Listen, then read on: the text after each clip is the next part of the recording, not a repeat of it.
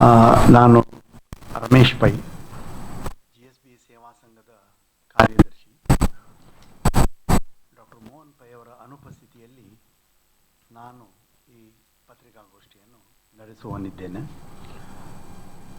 ನಾವು ಈ ವರ್ಷದಲ್ಲಿ ಪೌಸಾಡಿ ಅಂತ ಹೇಳಿದರೆ ರೈನಿ ಸೀಸನ್, ಅದಕ್ಕೆ ಮಹತ್ವ ಕೊಟ್ಟು ಕೆಲವೊಂದು ಸ್ಪರ್ಧೆಗಳನ್ನು ಕೊಂಕಣಿ ಭಾಷೆಯ ಪ್ರಸರಣಕ್ಕೋಸ್ಕರ, ಅಂದರೆ ಪ್ರೊಪಗೇಷನ್ ಆಫ್ ಕೊಂಕಣಿ ಲ್ಯಾಂಗ್ವೇಜ್ ಹಮ್ಮಿಕೊಂಡಿದ್ದೇವೆ.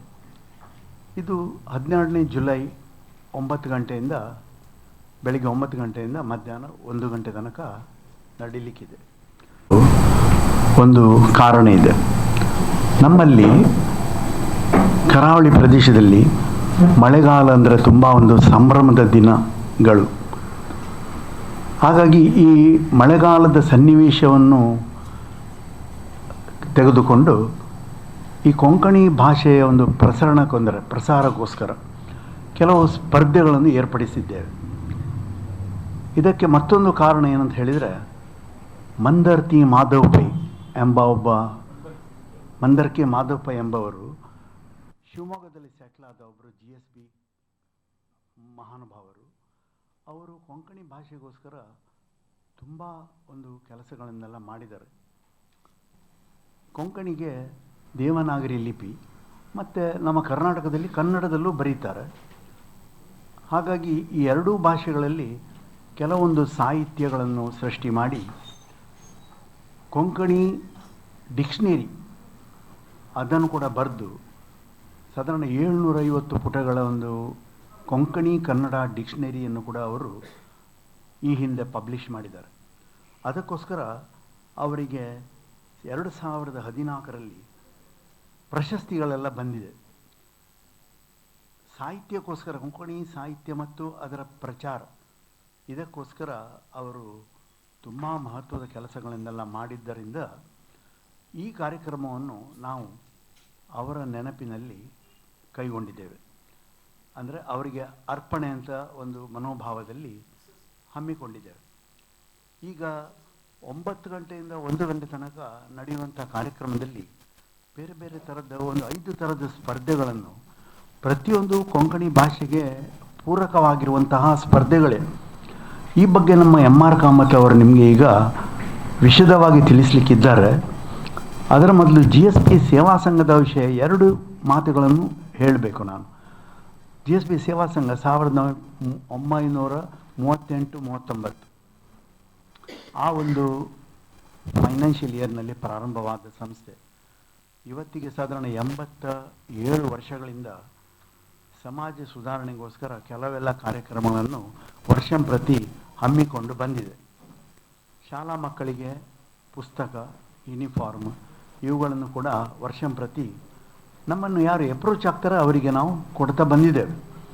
ಹಾಗೆ ಒಂದು 25 ವರ್ಷದ ಹಿಂದೆ ಅಲ್ಲಿ CV ನಾಯ್ಕನ ಹಿಂದುಗಡೆ ನೀವು ನೋಡಿರ್ಬೋದು, 120 ಫ್ಲ್ಯಾಟ್ಗಳನ್ನು ಕನ್ಸ್ಟ್ರಕ್ಟ್ ಮಾಡಿ ಈ ಲೋ ಲೆವೆಲ್ ಇನ್ಕಮ್ನವರಿಗೆ ಓನರ್ಶಿಪ್ನಲ್ಲಿ ಕೊಟ್ಟಿದ್ದೇವೆ. ಸೊ ಇದೆಲ್ಲ ಮಹತ್ವದ ಕಾರ್ಯಗಳು GSB ಸೇವಾ ಸಂಘದವರು ಮಾಡೋದು. One of the activity is ಭಾಷೆಗೋಸ್ಕರ ನಾವು ಏನು ಮಾಡಬಹುದು ಅಂತ ನಾವು ಯಾವಾಗಲೂ ಚಿಂತನೆ ಮಾಡ್ತೇವೆ. ವರ್ಷಂಪ್ರತಿ 1 ಅಥವಾ 2 ಕಾರ್ಯಕ್ರಮವನ್ನು ನಾವು ಕೊಂಕಣಿ ಭಾಷೆಗೋಸ್ಕರವೇ ಮುಡಿಪಾಗಿಟ್ಟಿದ್ದೇವೆ.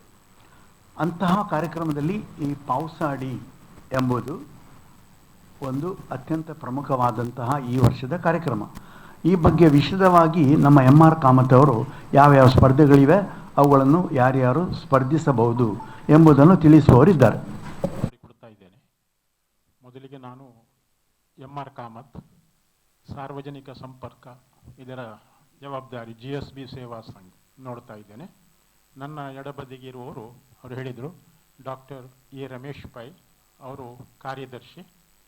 ಮತ್ತು ನಮ್ಮ ಸಲಹಾ ಮಂಡಳಿಯ ಸದಸ್ಯರು ಶ್ರೀ ಸುಬ್ರಾಯ್ ಪ್ರಭು, ಅದರ ಆಚೆ ನಮ್ಮ CA ಮೋಹನ್ ದಾಸ್ ಪೈ, ಇವರು ನಮ್ಮ ಗವರ್ನಿಂಗ್ ಬಾಡಿ ಮೆಂಬರ್. ಹಾಗೆಯೇ ನಮ್ಮ ಶ್ರೀಮತಿ ಮಂಗಳಾ ಭಟ್, ಇವರು ನಮ್ಮ ಸಲಹಾ ಮಂಡಳಿ ಹಾಗೂ ಕಾರ್ಯಕ್ರಮದ ಜವಾಬ್ದಾರಿ ಹೊತ್ತವರು.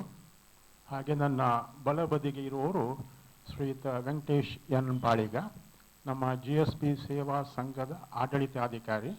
ಮತ್ತು ಕೊನೆಯಲ್ಲಿ ಶ್ರೀಮತಿ ಸುಚಿತ್ರಾ ಎಸ್ ಶೆಣೈ, ಇವರು ನಮ್ಮ ಮುಖ್ಯ ಸೂತ್ರ ಸಂಚಾಲನ ಮಾಡುವವರು, ಹಾಗೆ ನಮ್ಮ ಗವರ್ನಿಂಗ್ ಬಾಡಿಯ ಮೆಂಬರ್. ಇಷ್ಟು ನಾವು GSB ಸೇವಾ ಸಂಘದವರು. ನಮ್ಮ ರಮೇಶ್ ಪೈ ಹೇಳಿದಂತೆ ಕೆಲವು ಕೆಲಸಗಳನ್ನು ನಮ್ಮ GSB ಸೇವಾ ಸಂಘ ಮಾಡ್ತಾ ಇದೆ.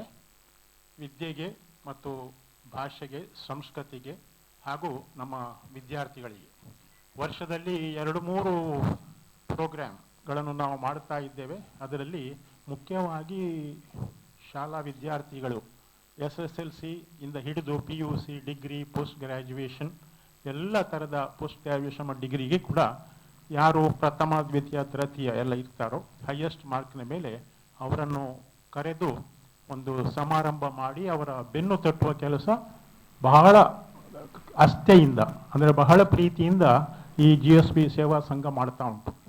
ಅವರಿಗೊಂದು ಸರ್ಟಿಫಿಕೇಟ್ ಇಲ್ಲವೇ ಒಂದು ಉಡುಗೊರೆ ಕೊಟ್ಟು ಸನ್ಮಾನಿಸೋದು, ಯಾಕಂದರೆ ನಮ್ಮವರೇ ಅಂತ ಹೇಳಿ.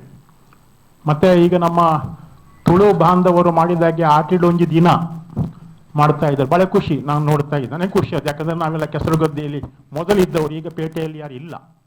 ಹಾಗೆ ನಾವು ನಮ್ಮ ಮಂಡಳಿ ಇದನ್ನು ಚರ್ಚೆಗೆ ಒಳಪಡಿಸಿದಾಗ ನಾವು ಕೂಡ ಈ ಮಳೆಗಾಲದ ಸಂಭ್ರಮವನ್ನು ಆಚರಿಸಬೇಕು ಅಂತ, ಗದ್ದೆ ಇಲ್ಲದಿದ್ದರೂ ಅದಕ್ಕೋಸ್ಕರ ನಮ್ಮ ರಮೇಶ್ ಪೈ ಅವರು ಹೇಳಿದಾಗೆ ಒಂದು ಕಾರ್ಯಕ್ರಮ ಪಾವಸಡಿ ಅಂತ, ಒಂದು ಸುಂದರ ಮಳೆಗಾಲ, ಅದಕ್ಕೆ ಸಂಬಂಧಪಟ್ಟ ಮಾತ್ರ ವಿಷಯಗಳನ್ನು ನಾವು ಇಲ್ಲಿ ಆರಿಸಿಕೊಂಡಿದ್ದೇವೆ.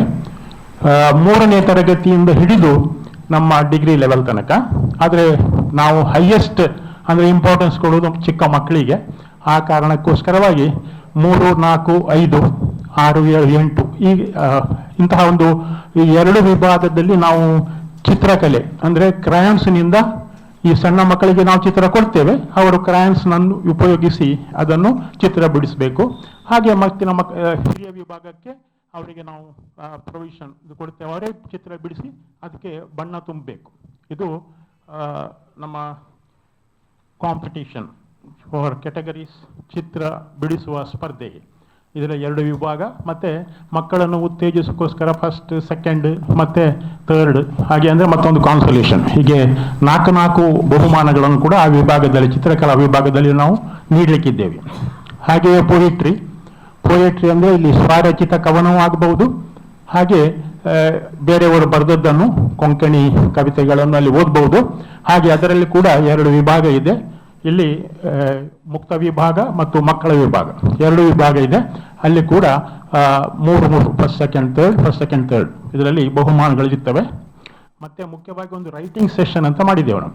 ಈ ರೈಟಿಂಗ್ ಸೆಷನ್ ಅಂದರೆ ನಾವು ಈವಾಗಲೇ ಸಾಧಾರಣ ಒಂದು 24 ಶಾಲೆಗಳಿಗೆ ಈ ಕೊಂಕಣಿ ವಿದ್ಯಾರ್ಥಿಗಳಿದ್ದರೆ ಅವರು ಬರೆದು ಕಳಿಸಬೇಕು. ಮತ್ತೆ ಇದರಲ್ಲಿ 2 ವಿಭಾಗ ಇದೆ, ಅವರು ಹೆತ್ತವರು ಬರೀಬಹುದು, ಇವರು ಬರೀಬಹುದು. 2 ವಿಭಾಗದಲ್ಲಿ ಬರೆದವರಿಗೂ ಪ್ರೈಸ್ ಇದೆ. ಅವರು ಆಲ್ರೆಡಿ ಬರೆದು ಕಳಿಸಿದ್ದಾರೆ. ನಮಗೆ ಸಾಧಾರಣ ಒಂದು 120 ಎಸ್ಸೆಗಳು ಇವಾಗಲೇ ಬಂದು ತಲುಪಿದೆ. ನಮ್ಮ ಮೇಡಮ್ ಅಲ್ಲಿ ಕೂತ್ಕೊಂಡು ಅದನ್ನು ಈಗ ಕೂಲಂಕಷವಾಗಿ ನೋಡಿ ಅದಕ್ಕೆ ಮಾರ್ಕ್ ಕೊಡ್ತಾ ಇದ್ದಾರೆ. ಹಾಗೆ ಈ ಕಾಂಪಿಟೇಷನ್ ಅಲ್ಲಿ ಇಲ್ಲ, ಬಟ್ ಅಲ್ಲಿ ನಾವು ಅನೌನ್ಸ್ ಮಾಡಿ ಎಲ್ಲ ಮಕ್ಕಳನ್ನು ಹುರಿದುಂಬಿಸ್ತೇವೆ. ಇನ್ನು ಎಲೋಕ್ಯೂಷನ್ ಕಾಂಪಿಟೇಷನ್ ಅಂದರೆ ಭಾಷಣ ಸ್ಪರ್ಧೆ ಇದೆ. ಆ ಭಾಷಣ ಸ್ಪರ್ಧೆ ಕೂಡ ಹಾಗೆ 2 ಕ್ಯಾಟಗರಿಯಲ್ಲಿ ನಡೆಯಲಿಕ್ಕಿದೆ. ಅದರಲ್ಲಿ ಸ್ವಲ್ಪ ಸೀನಿಯರ್ 8, 9, 10 ತರಗತಿಯ ವಿದ್ಯಾರ್ಥಿಗಳು, ಮತ್ತೊಂದು ವಿಭಾಗದಲ್ಲಿ ಓಪನ್ ಕ್ಯಾಟಗರಿ. ಹಾಗೆ ಇದು ಕೂಡ 2 ಪ್ಲಸ್ ಬಹುಮಾನಗಳು 2 ವಿಭಾಗದಲ್ಲಿದೆ. ಮತ್ತು 4ನೇದು mono acting, speak and act ಅಂತ. ಅದು ಕೂಡ ಎಲ್ಲ ಮಳೆಗಾಲದ ವಿಷಯದಲ್ಲಿ ಅವರೊಂದು ಪ್ರಹಸನ ತೋರಿಸಬೇಕು, ಅದಕ್ಕೆ ಸಂಬಂಧಪಟ್ಟಾಗಿರಬೇಕು. ನೀನು ಹೇಗೆ ಅದು ಎಂಜಾಯ್ ಮಾಡಿದಿ, ಹೇಗೆ ಮಾಡ್ತಾ ಇದ್ದಿ ಅಂತ ಅದರದ್ದೇ ಬಗ್ಗೆ ಎಲ್ಲ ಈ ಸ್ಪರ್ಧೆ ಕೂಡ ಅದನ್ನು ಅವಲಂಬಿಸಿಕೊಂಡಿದೆ. ಹೀಗೆ ನಮ್ಮ ಡಾಕ್ಟರ್ ಮೋಹನ್ ಪೈ ಅಧ್ಯಕ್ಷರು ಅವರು ಬಹಳಷ್ಟು